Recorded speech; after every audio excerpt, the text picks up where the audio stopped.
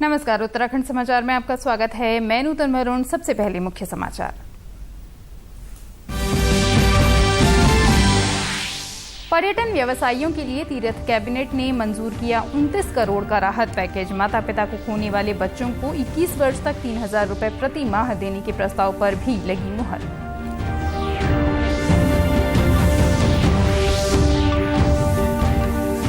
मुख्यमंत्री तीरथ सिंह रावत ने प्रदेश भर के 500 स्कूलों के शिक्षकों से किया वर्चुअल संवाद। कहा, दूरस्थ क्षेत्रों में बढ़ाई जाएगी इंटरनेट कनेक्टिविटी। अटल उत्कृष्ट विद्यालय की वेबसाइट की भी लॉन्चिंग की। पिथौरागढ़ जिले के सेरा घाट में सरयू में नहाने गए 5 किशोरों की डूबने से मौत। राज्यपाल बेबी रानी मौर्य और मुख्यमंत्री तीरथ सिंह रावत ने इस दुखद घटना पर शोक जताया।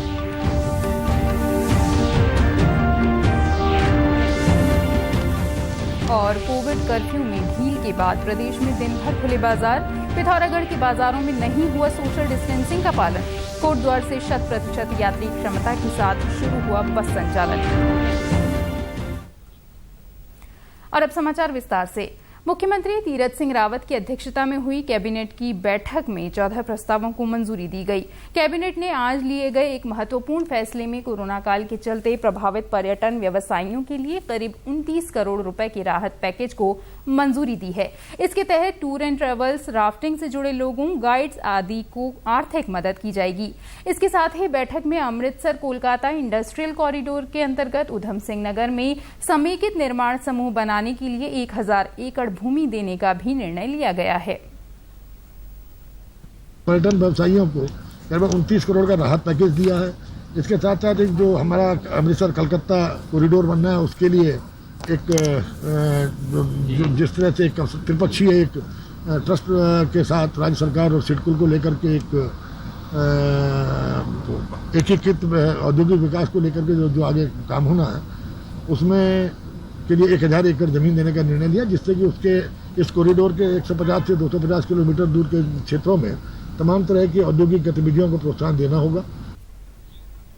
कैबिनेट में सीएम वात्सल्य योजना के तहत ऐसे बच्चों को जिन्होंने माता पिता को खोया है उन्हें 21 वर्ष की उम्र तक 3,000 रुपए प्रति माह देने के प्रस्ताव को भी मंजूरी दी गई। इसके साथ ही इन बच्चों को निःशुल्क राशन, निःशुल्क शिक्षा और आरक्षण भी दिया जाएगा।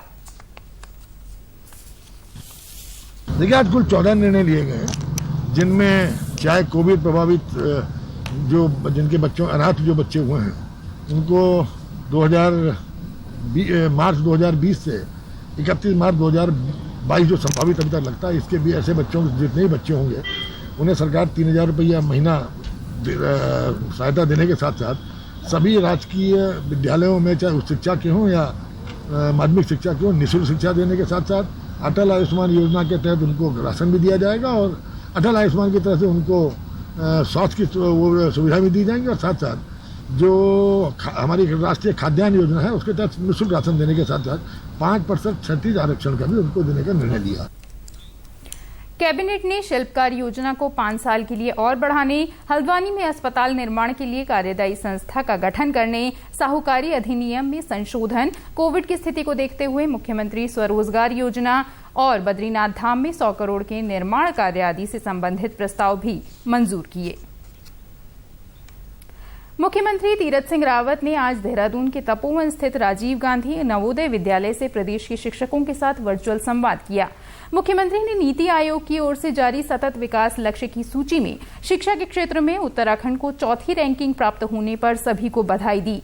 वर्चुअल संवाद में 500 स्कूलों से शिक्षक जुड़े। मुख्यमंत्री ने अटल उत्कृष्ट विद्यालय की वेबसाइट भी लॉन्च की। उन्होंने कहा कि आने वाले समय में शिक्षा के क्षेत्र में उत्तराखंड को पहले स्थान पर लाने के लिए शिक्षा विभाग के अधिकारियों और शिक्षकों को पूरे मनोयोग से कार्य करना होगा।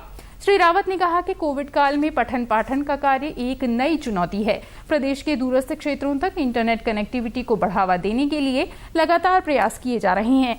अटल उत्कृष्ट विद्यालयों के माध्यम से शिक्षा के स्तर में और सुधार करने के लिए प्रयास हो रहे हैं।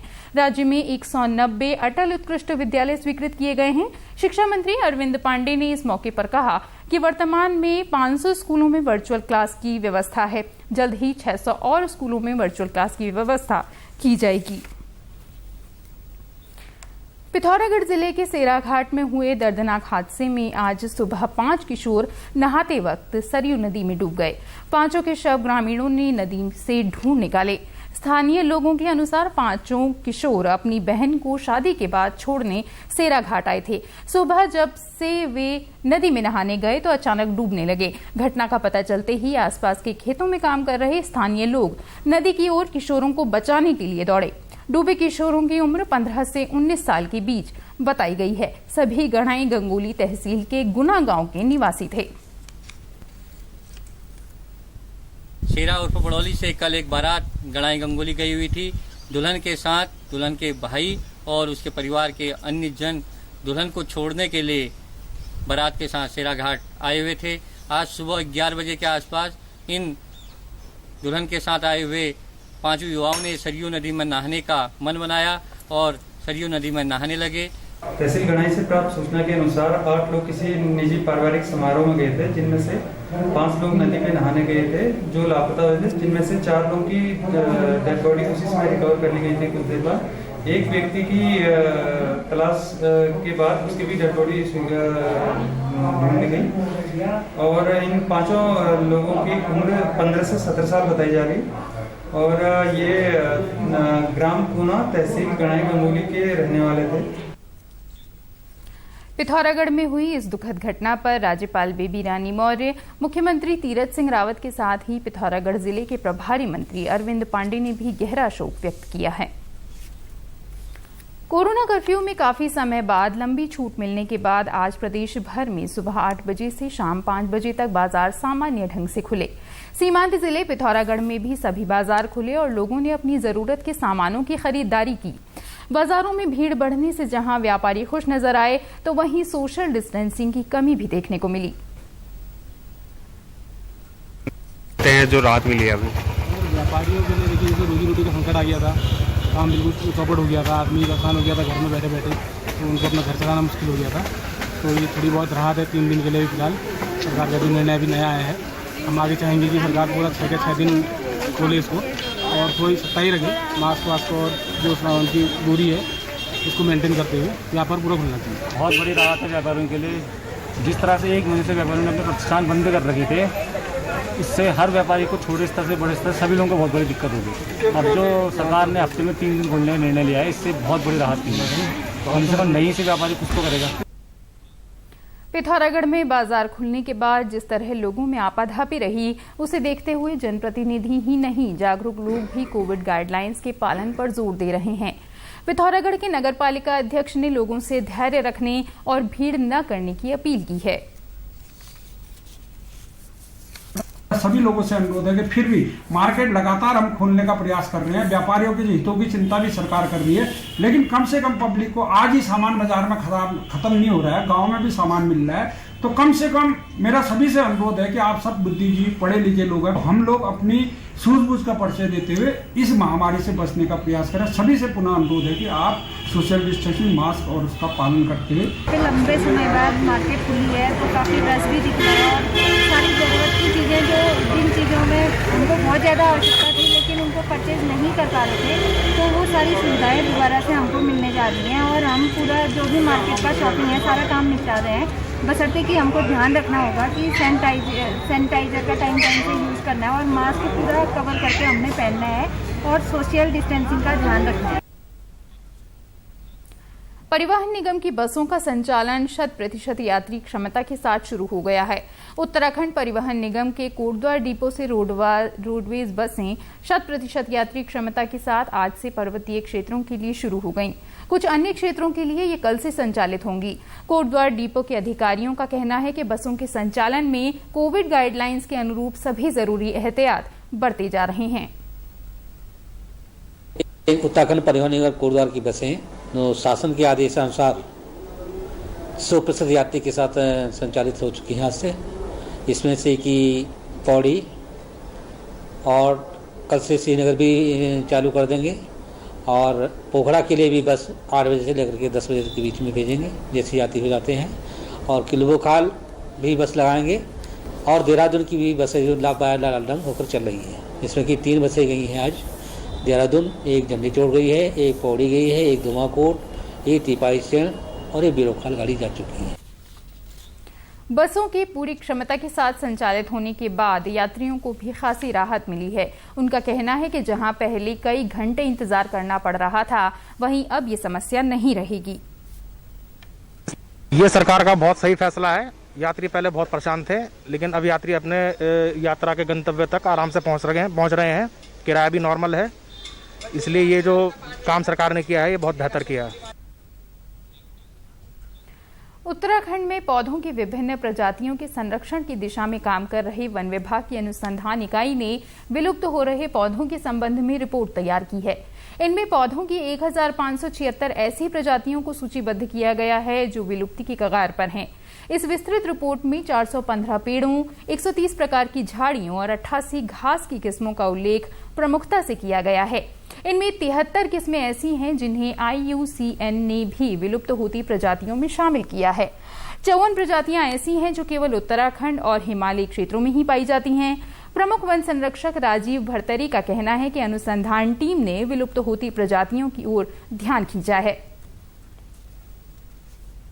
जीवों और उनकी संख्या पे तो सबका ध्यान रहता है, लेकिन अपेक्षाकृत जो है पौधों की प्रजातियों को जो है उतना महत्व नहीं मिल पाता। तो वन विभाग के जो शोध का हमारा जो खंड है, उन्होंने जो है ये काफ़ी इस कार्य में लगे हुए हैंगे कि किस तरीके से लुप्तप्राय पौधों की प्रजाति जो हैं उनके प्रति किस तरीके से ध्यान आकर्षित किया जाए और उनको संरक्षित किया जाए। भारतीय पर्वतारोहण संस्थान नई दिल्ली की ओर से संचालित इंडियन एवरेस्ट मैसिव अभियान का 14 सदस्यीय पर्वतारोही दल विश्व की सबसे ऊंची चोटी माउंट एवरेस्ट पर तिरंगा फहराने के बाद वापस नेपाल लौट आया है। ये दल कल नई दिल्ली पहुंचेगा। पर्वतारोही दल को 27 मार्च को केंद्रीय खेल राज्य मंत्री किरेन रिजिजू ने हरी झंडी दिखाकर रवाना किया था। इस दल के सदस्यों ने 31 मई और 1 जून को एवरेस्ट की चोटी पर फतह हासिल की। अभियान के दौरान दल को कई बार बेहद खराब मौसम का भी सामना करना पड़ा, लेकिन दल के सदस्यों के पक्के इरादों ने उन्हें शिखर तक पहुंचाया। सूचना एवं प्रसारण मंत्री प्रकाश जावड़ेकर ने भी अभियान दल को बधाई दी है। कोविड कर्फ्यू के बीच केंद्र और राज्य सरकार द्वारा आयात और निर्यात की सुविधा जारी रखने से किसानों को अपने उत्पाद बेचने में काफी सहूलियत मिली है। नैनीताल जिले के रामनगर में इन दिनों आम और लीची की बम्पर पैदावार हुई है। यहाँ की आम और लीची की विदेशों में भी अच्छी खासी मांग है। विदेशों में पसंद किए जाने वाली आम की नस्ल जैसे सूर्या, अरुलिमा, मल्लिका और अंबिका की यहाँ काफी पैदावार होती है। वहीं कोरोना कर्फ्यू के बीच सरकार ने किसानों के हितों को ध्यान में रखते हुए आम और लीची का निर्यात जारी रखा, जिससे किसानों को न सिर्फ लाभ मिला बल्कि उनकी आय में भी इजाफा देखने को मिल रहा है। किसान दीप चंद्र ने बताया कि नवीनतम तकनीक और साल भर की मेहनत और फलों को बारिश और पक्षियों से बचाकर उनकी फसल तैयार होती है, जिसका उचित मूल्य उन्हें मिला है। आम में कुछ बहुत बेहतरीन वैरायटीज़ डेवलप करी हैं भारत के कई अलग अलग इंस्टीट्यूट्स द्वारा, जिसमें पूसा इंस्टीट्यूट हो गया, central institute of horticulture research हो गया, और इन्होंने कलर्ड वैरायटीज़ बनाई हैं जो कि पूरे विश्व में खाई जाती हैं जिस प्रकार से लोग आम पसंद करते हैं। और बहुत बेहतरीन वैरायटीज़ निकाली हैं जिसमें सूर्या है, अंबिका है, अरुणिमा है, मल्लिका है, और ये पॉपुलैरिटी भी गेन कर रही हैं दुनिया भर में। एक्सपोर्ट का बाज़ार खुला हुआ है, एयरलाइंस चल रही हैं, एक्सपोर्ट जा रहा है माल को। कृषि क्षेत्र में कोई बंदिश नहीं है, कृषि क्षेत्र का कोई भी माल आ जा सकता है, कभी भी जा सकता है। हाईवेज खुले हुए हैं और जो हमारे खेतों में काम करते हैं तो उस पर भी कोई बंदिश नहीं है। अब लीची में पहला स्टेज जब हम प्रोडक्शन बढ़ाने पे जो टेक्नोलॉजीज़ आई तो पहला न्यूट्रिशन मैनेजमेंट का था। एक बार वो ठीक कर लिया तो सेकंड स्टेज आ गई उसका नुकसान बचाने की। अब क्योंकि हम लोग जंगल के किनारे हैं तो हमारे यहाँ चमगादड़, तोता और ओले का बहुत नुकसान होता है। तो तीनों चीज़ों से बचाने के लिए ये हमने नेट देखने को मिल रहे हैं। इसमें जो टोटल लोड है, फ्रूट लोड, वो खुले पेड़ों के मुकाबले कहीं ज़्यादा है। और प्रदेश से जुड़ी अपडेट्स के लिए आप हमसे सोशल मीडिया के माध्यम से भी जुड़ सकते हैं। हमारा ट्विटर हैंडल है DD News _देहरादून। हमारा फेसबुक पेज है डीडी न्यूज उत्तराखंड और हमारे YouTube channel DD news Uttarakhand को भी आप सब्सक्राइब कर सकते हैं। कोरोना संक्रमण से बचने के लिए मास्क अनिवार्य रूप से और सही ढंग से प्रयोग करें। साथ ही सामाजिक दूरी का ख्याल रखें, नियमित रूप से हाथ धोएं और याद रखें, कोरोना को हराना है, मास्क जरूर लगाना है। साथ ही यदि अभी तक आपने वैक्सीनेशन नहीं कराया है तो आप भी आरोग्य सेतु या कोविन के माध्यम से खुद को रजिस्टर करके वैक्सीन लगवा सकते हैं। इसी के साथ अंक समाप्त हुआ। नमस्कार।